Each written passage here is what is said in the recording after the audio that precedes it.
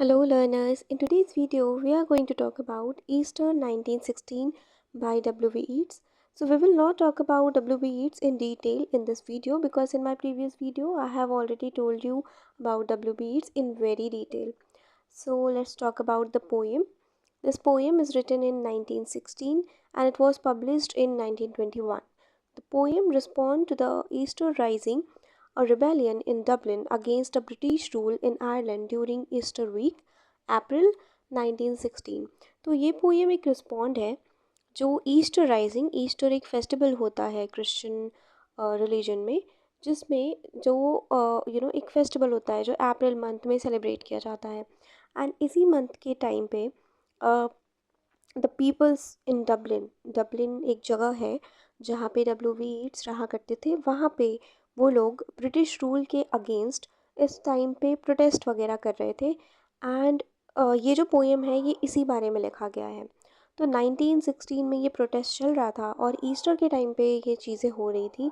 सो इसीलिए इस पोएम का नाम ईस्टर 1916 रखा है। The rebellion failed and many readers were executed. ये जो रिबेलियन था, जो प्रोटेस्ट था, ये फेल्ड हुआ और बहुत सारे लीडर्स को एग्जीक्यूट कर दिया गया था। East personally knew some of the leaders. At first, he did not fully supported their violent nationalism. However, after their execution, public opinion changed, and Yeats felt compelled to reflect on their sacrifice. So, personally, Yeats बहुत सारे leaders को जानते थे, लेकिन पहले उन्होंने इन चीज़ को support नहीं करी थी। जो ये लोग वायलेंटली प्रोटेस्ट कर रहे थे ब्रिटिश रूल के अगेंस्ट, इसको गीट्स ने पहले सपोर्ट नहीं किया था। बट आफ्टर देयर एग्जीक्यूशन जो लोगों के ओपिनियन थे वो चेंज हो गए। तो इसलिए गीट्स को लगा कि no, I have to write about their sacrifice जो उन्होंने अपने कंट्री के लिए, अपने नेशन के लिए किया है। Now let's look at some detail of this poem. It is a political lyrical poem. It combines personal memory with national history. It is not a pure praise, it is thoughtful and questioning.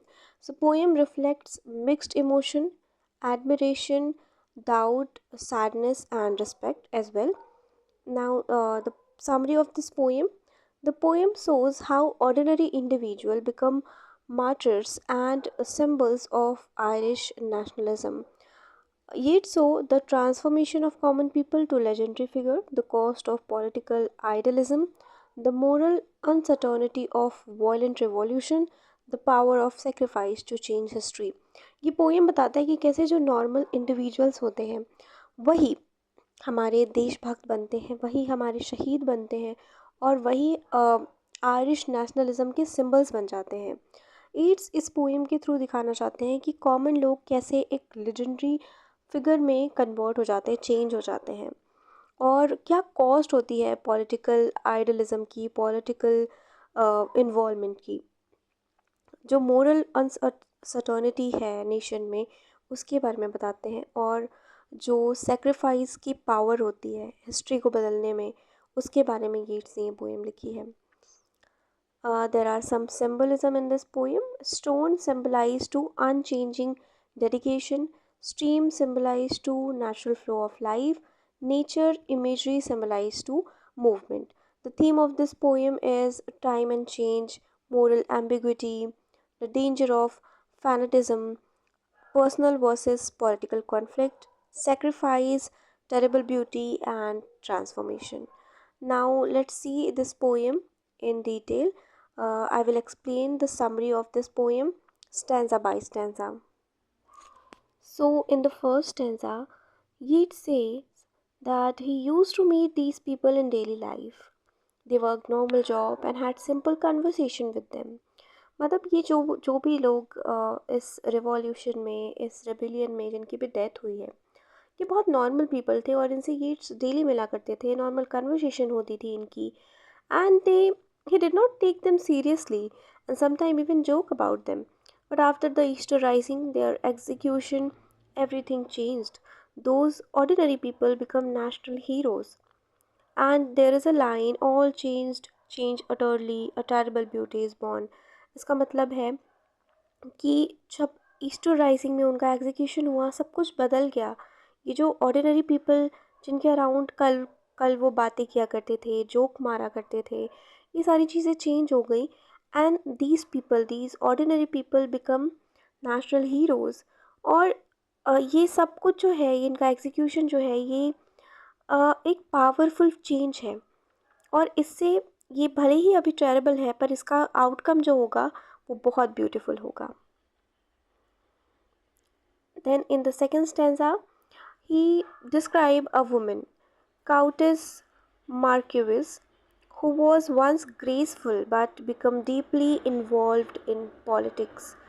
He also mentioned a school teacher and poet, Patrick Pearse, another young man full of talent, which is Thomas Magdon. Then he mentioned a man he personally disliked, John McBride. Even though Yeats have personal problem with some of them, he now respect them. He told us that how they all left ordinary life, become part of a history. And again he repeat the line, a terrible beauty is born. So in the second stanza, Yeats tell us some about some ordinary people from his life, and he also mentioned their name.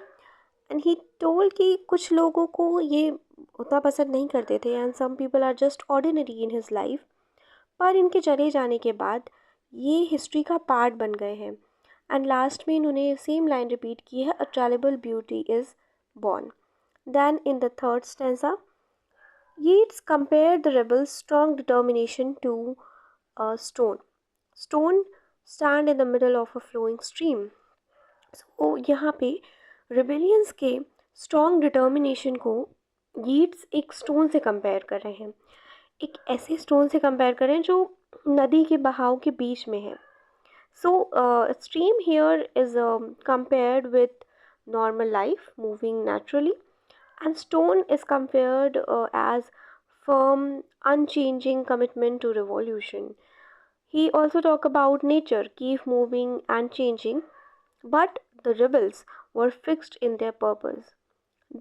How this shows both their strength and their stubbornness. So in the third stanza, Yeats is talking about कि कैसे जो rebellion है वो बहुत stubborn है अपनी चीज़ पे, अपने dedicatedly they were very stick to the point कि नहीं, उनको अपने कंट्री को, अपने नेशन को ब्रिटिश रूल से फ्री करना है।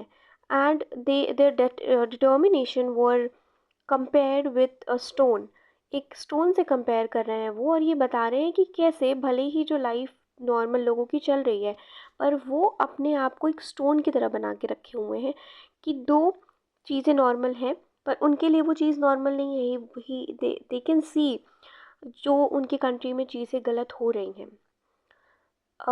The last stanza, in the last stanza, he Yeats begin to question with rebellion. He asked them, was their death necessary? Could freedom have come without violence? सो ये जो है fourth stanza में rebellion से question कर रहे हैं कि क्या उनकी डेथ नेसेसरी है, क्या उनकी डेथ ज़रूरी है, क्या फ्रीडम जो है वो बिना वायलेंस के हमें नहीं मिल सकती। He feels unsure about whether the sacrifice was needed, but at the end he honors them by naming them directly.